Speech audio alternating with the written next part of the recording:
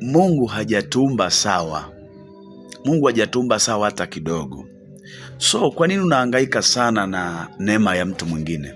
Kila mtu ana neema yake. Kila mtu ameandikiwa vitu vyake. Kwa nini unapoteza muda kuona wivu mwenzako anapofanikiwa? Kwa nini unapoteza wivu kuona mwenzako anainuliwa katika kazi, anapandishwa cheo, anapewa cheo cha juu? Ni neema yake. So neema hazifanani katika maisha. Usihangaike na neema za watu. Neema yako ipo. Utatumia muda mwingi, utapata madhara makubwa, kuumia ndani ya moyo wako kama utaanza kuhangaika na nafasi za watu kwenye maisha yako.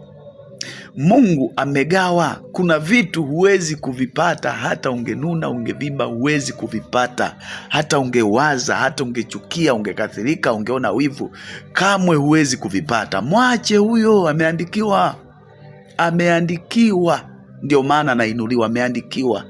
Na wewe umeandikiwa. So kuna watu wanakuzunguka, unaona wanaumia sana na nafasi yako, wanaumia sana na maisha yako.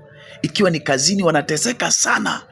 Yaani wanaona hukustahili, kitu ambacho sio kweli. Ni Mungu amemwandikia huyo, usiteseke. Kuna watu wanateseka na wewe, lakini hawajui wao sio wewe, na wao wana nafasi zao.